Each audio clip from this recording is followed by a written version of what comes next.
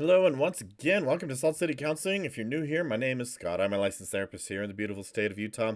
In this video, I am going to deliver as promised on the last video. On the last video, I talked about internal family systems therapy, or IFS, and in that last video, I talked about this kind of up and coming therapy model. It's been around for a while, but it's gaining a lot of popularity right now. I really like it. I'm going to talk in this video how I think it could potentially, I really do. I think it has the potential to help us solve BPD, or borderline personality disorder. Okay, the therapy world, therapists in general, are terribly bad, honestly, at treating BPD. And I think a big reason for that is I just don't understand it. It is a confusing mess. The only reason I understand it as well as I do is because several years ago, man, it's been years. Actually, I'm sitting here thinking about it. I'm like, that was a long time ago. Time is flying by, let me tell you. But because years ago, I sat down with someone who had reintegrated or recovered from the disorder and just sat down and hashed it out and helped me understand it, broke it down so that I really understood it. And it was an interesting process, let me tell you. But ever since then, I've kind of dedicated at least some of my time to providing some insights and some education on it. So in this video, I'm going to talk about why I believe IFS has the potential to maybe help us solve BPD or borderline, and helping others or people with this disorder find some relief. Okay, and I'm going to get into that. I'm going to talk a little bit about some of the other therapy modalities that have been used as well with BPD and why they just don't seem to be working. I'm going to basically smear EMDR a little bit more. My last video, I did that quite a bit. My list of grievances with EMDR are long. But I'm going to explain why I think it's a bad choice for borderline, why I think it's a very poor choice for borderline. And so, yeah, we're gonna break that down. We're gonna flesh it out. But first, help me grow my channel, please. Subscribe, do all that stuff. Share the video. Help me grow my channel. You know what to do.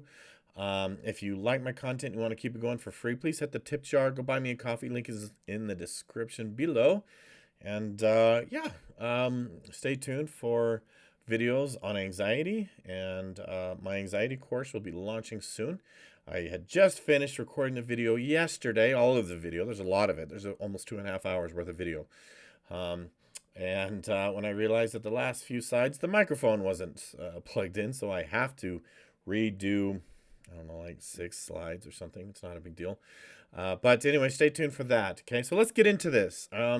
Without further ado, for those who are well versed with borderline, and I know there are some of you out there who have been diagnosed with this disorder and are earnestly seeking recovery, and are earnestly seeking a better life and to be free from the disorder and not be so weighed down by it and burdened by it. In that regard, I know that there are some earnest seekers out there, and man, I appreciate you guys. I really do.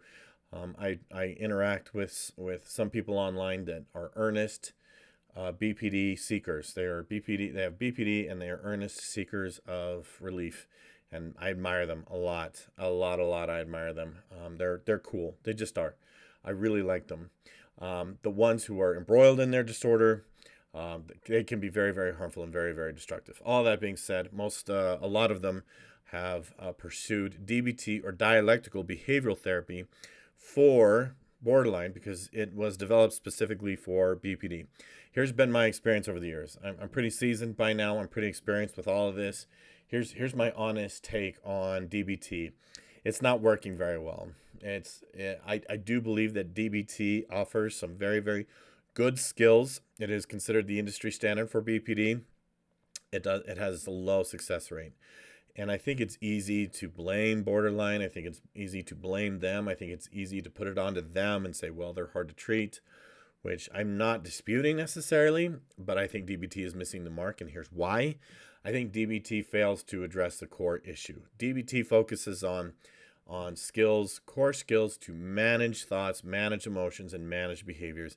It does not get to the core of the problem.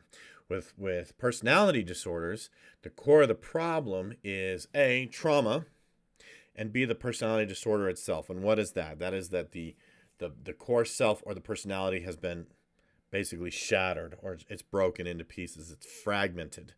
Okay. And I'm going to talk more about that when we get into the IFS part. But DBT does virtually nothing at all to address those core issues. Okay. And this is why I think it's failing. It does little to address the core issues. I actually think DBT is very useful for more useful for people who don't have borderline versus those that do. But so by default, what a lot of them have kind of been doing is they've been getting funneled into EMDR, and I think EMDR is the last thing you should do if you have borderline personality disorder, because I realize that those with the disorder recognize the issue with trauma. They recognize, yes, I have trauma. That's true. In fact, we all kind of do. And life and people make a lot more sense to me when I look at everything they do as some sort of trauma response, right? And you're like, oh, yeah, that makes sense. Like everybody, right? But so by default, again, a lot of them are seeking EMDR because they think if they work on the trauma that the issue will be solved. The trouble with EMDR is it is triggering people's trauma. EMDR is re-traumatizing a lot of people. If you didn't watch my last video, you can go watch it and see my longer tirade about why I think EMDR sucks and I don't like it. That too many people are going to EMDR. They don't have the proper skills or resources to manage their own PTSD symptoms, their own panic attacks, associated symptoms. And EMDR is like deliberately triggering your like deliberately digging out and finding your most traumatic experiences because it's helping you reprocess them, and successfully to a very low degree. It's not actually helping people reprocess them. It's very unsuccessful. It's low degree. They tell you that it works. Yeah, I guess it can. Most of the time it's not. I'm just saying. But those with borderline, they go to EMDR and it freaks them out. They're re-traumatized by the whole thing. Their defense mechanisms become stronger and bigger, and I think what makes them a lot of their behaviors, their dysfunctional behaviors, is an misguided attempt or effort to guard themselves and protect themselves. And when they're deliberately re-traumatized, I mean, EMDR therapists are going to deny this. We don't deliberately re-traumatize them. I'm at the point where it's like, yeah, you are. I have no other explanation for how we could be this bad, how EMDR could be this bad. It is re-traumatizing people, and it's doing it a lot. So this is the part where, so if you have BPD, I would not do EMDR. I would avoid it like the plague.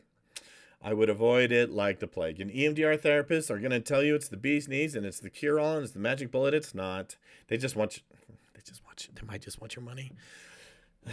They might just want the reputation. They might just want to be better than other therapists. They might just want your money. Anyways, let's talk about IFS, or internal family systems. Now, I was showing this diagram on my other video.